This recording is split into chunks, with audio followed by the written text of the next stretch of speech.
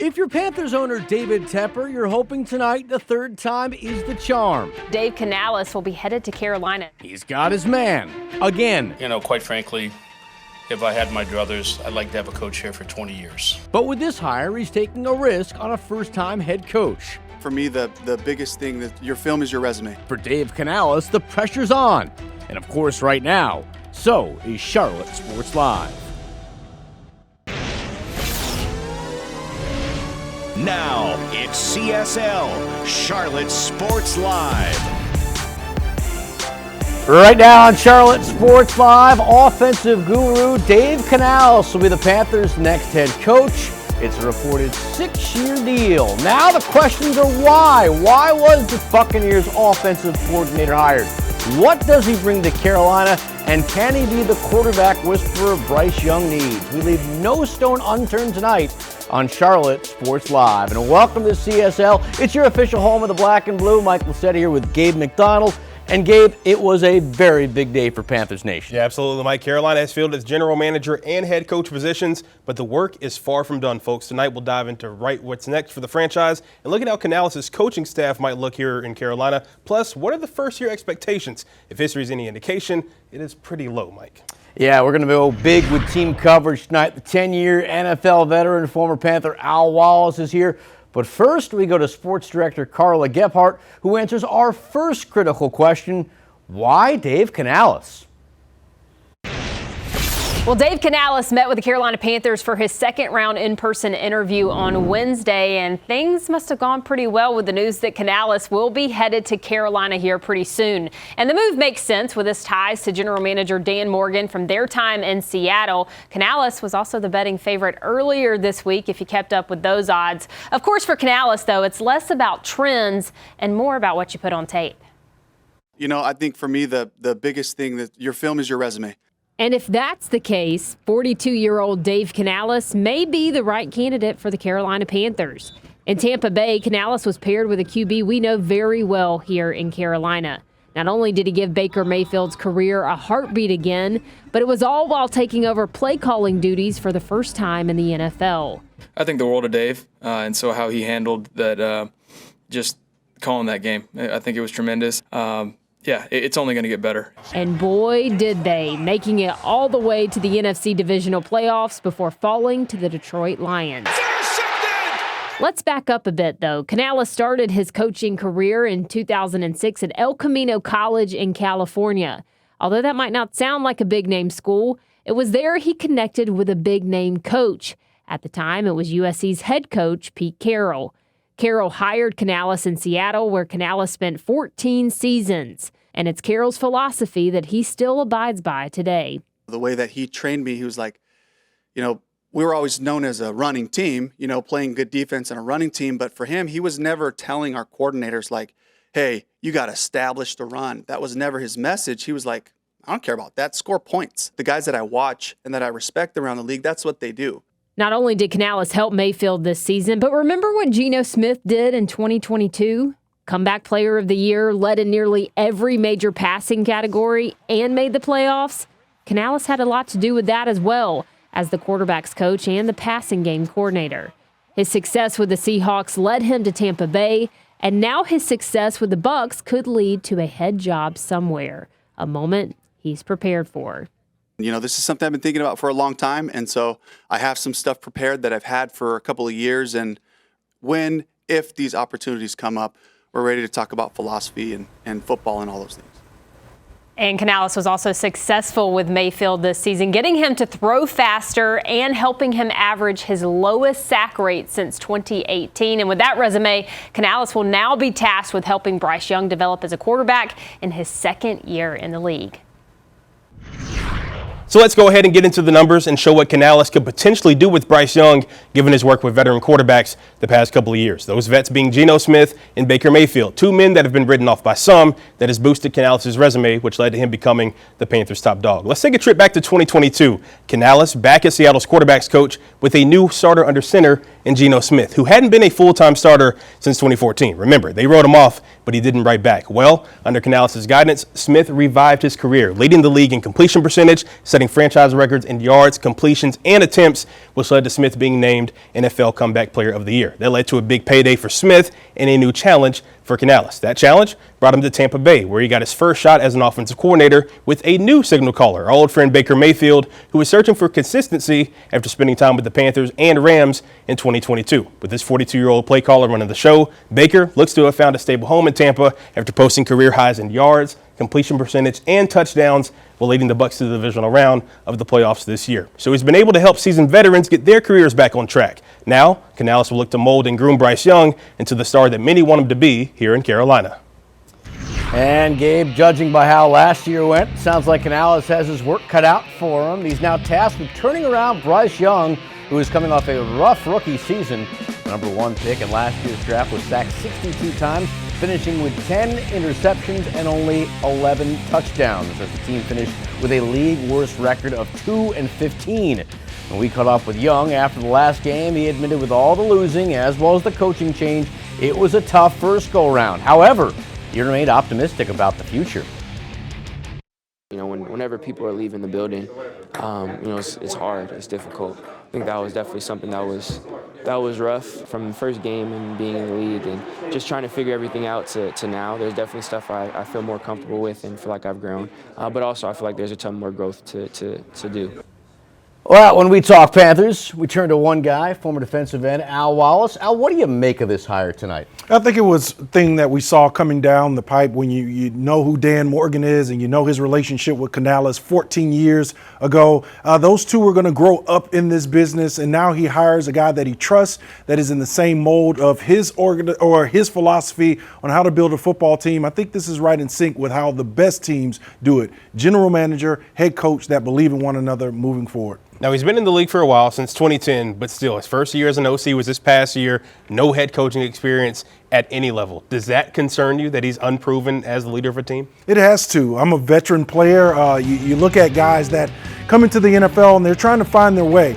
And you go from calling plays to running an entire organization. You're responsible for all 53 guys and the functionality of this team in this football organization. So it's tough. It's going to be a transition. It's going to be some lumps along the way. Now, we've seen him help other quarterbacks in the past. How do you think that's going to translate over to Bryce Young? Well, the good part is he has experience, right? He has a plan. He knows what it takes to go out and get guys on the right track. Bryce Young is going to be no different. The rookie struggled a little bit. He needs some protection. He certainly needs some better weapons on the offense. Canales is going to be charged with coming in and getting this guy off in the right direction, starting in his second season in the NFL, but it's an uphill battle. Now, last year we did see a little bit of holdover. Chris Tabor and James Campen stuck around. Now you have a new guy who's coming in, getting his first shot to build a staff and lead a team.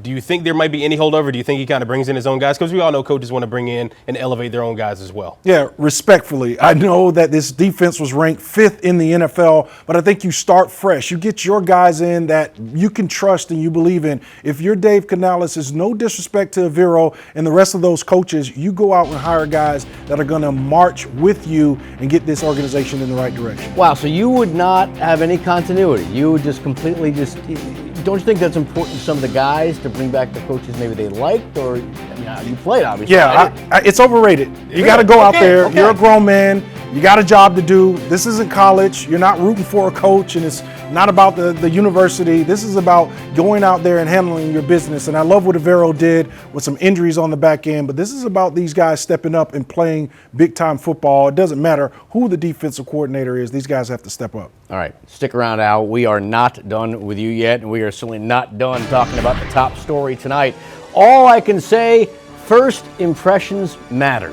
Just ask a certain fellow by the name of Frank Reich. Straight ahead on Charlotte Sports Live, the history of first-year Carolina head coaches.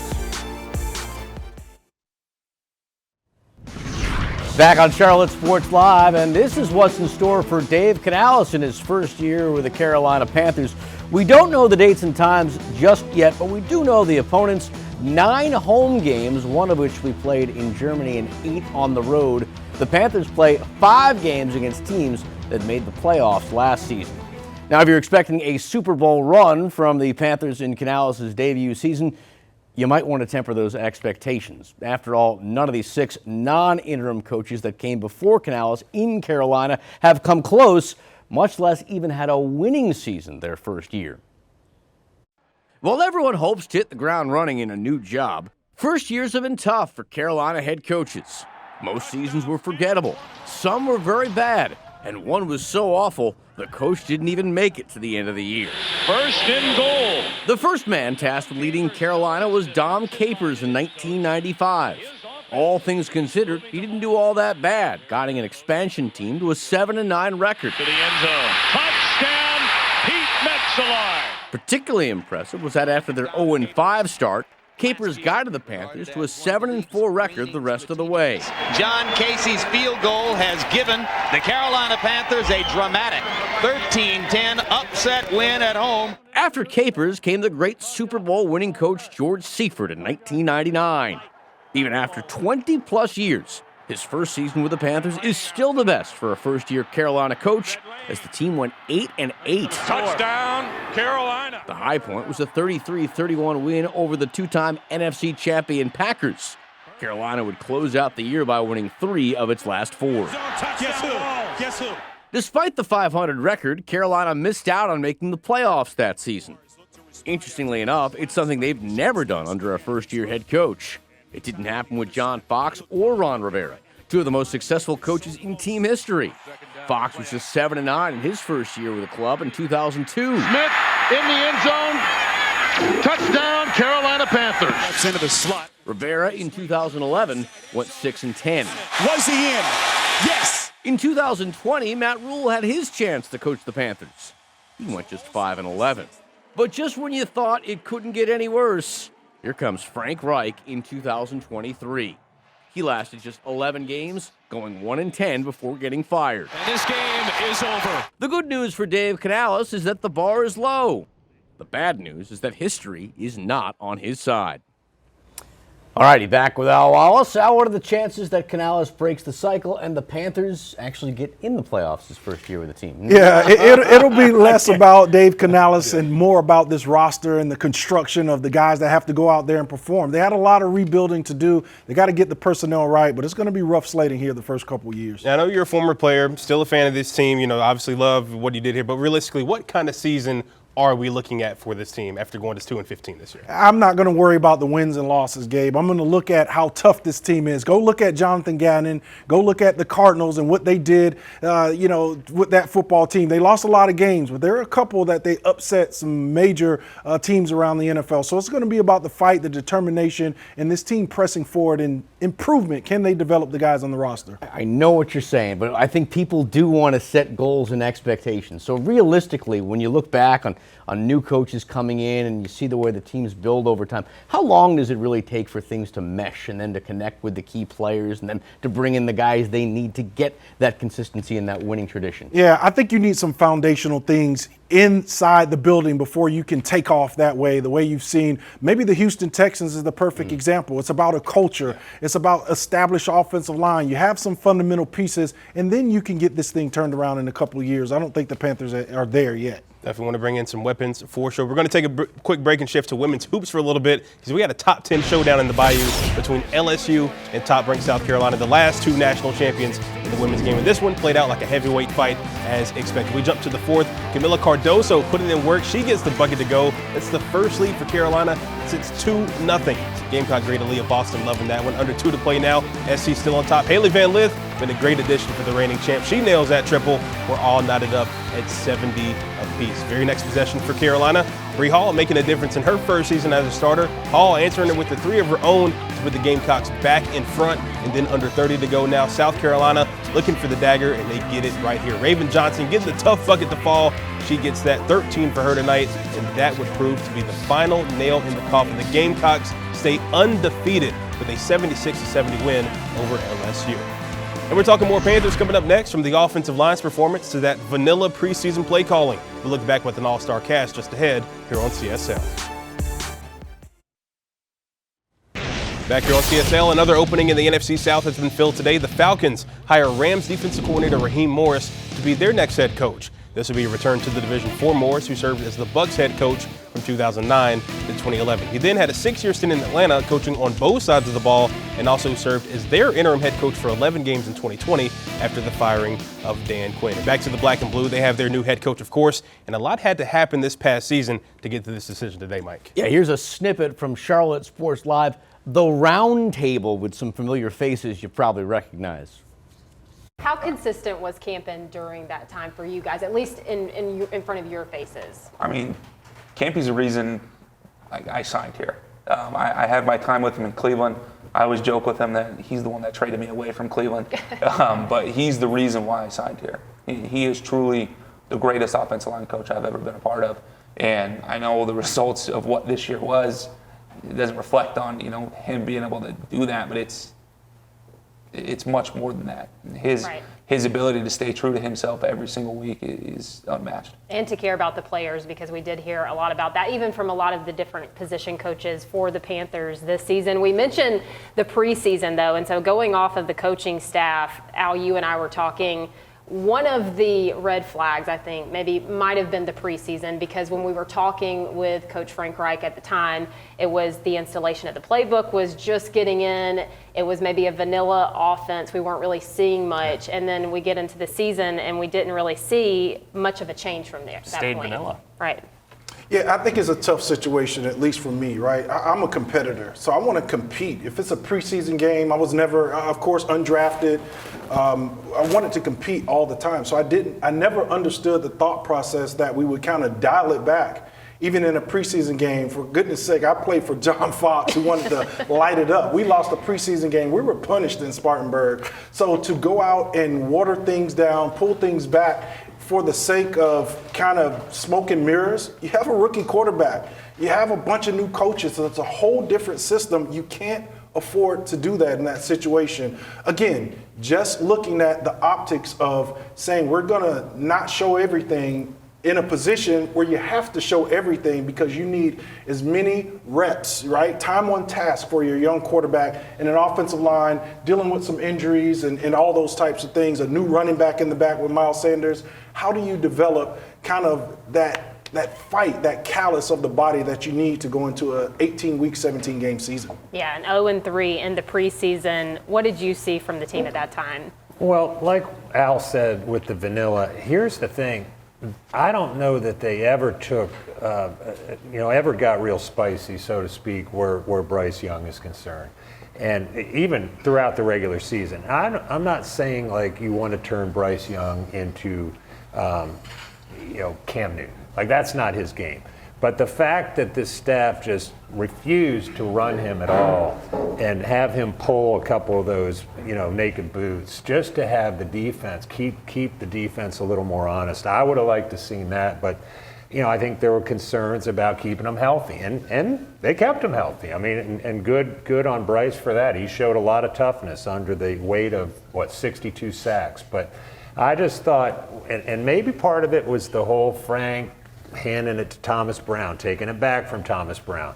And it just seemed choppy all year where Bryce was concerned.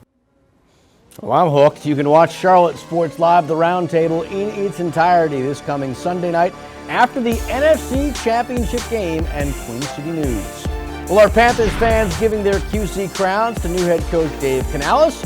We check out social media to see what the Black and Blue faithful are saying. You are watching Charlotte Sports Live. Let's check out social media real quick and see what the fans think of Canales' hiring. Here's Dave Canales himself, a man that's very active on Twitter. That's a note to know. He says he's excited for what's to come right now, but he's thankful for what he did with the Bucs. He'll be rooting against the Bucs 15 times out of the year. Our good friend Trey Boston tweeting his feelings about the head coach, and then also a fan as well, obviously comparing him to Dave Campbell. Dave Campbell obviously doing a great job with Detroit. But then you have these fans commenting on his looks. People are saying he's maybe the Jimmy Garoppolo of coaching. I mean, he's a very handsome man, so I think that's something that gets fans going. Guys, just, final thoughts on everything today. I'll start with you, Al. Just your thoughts on the hire and just kind of how this feels for the franchise moving forward. I think you have to go into it with a huge amount of positive energy, just because you look at Dan Morgan getting his first opportunity, two guys that go back. In the David Tepper era, we just haven't had that chemistry in the front office, in the head coaching ranks, and now I think we do. We just got to see what this identity, the culture is going to be like. We're going to wait to see what this staff looks like, but they got to get the roster right. I've sort of got cautious optimism. I feel like we went through this last year. Yeah. We went through the nearly a year ago to the day. This year seems really, really subdued because it's like you've hurt me before a little bit as a fan. Right. You've got to win me back a little bit, and you do that by winning games. What do you think? Absolutely. I think it's big. I think, it just comes down to culture. We've seen what these coaches are able to build around the country, around the league and everything. We know he comes from Pete Carroll. Pete Carroll built a great culture in Seattle. Hopefully we see a glimpse of that here. It might take a little bit, but I think you got to feel good about it. We didn't want another retread. I think it's good to have just some young energy in the building. And we'll see where things can go, guys. Well, what a day in Charlotte sports. Dave Canales now in charge of the Panthers. For Al Wallace and Gabe McDonald, who knows what tomorrow will bring? I'm Michael Sett. Good night.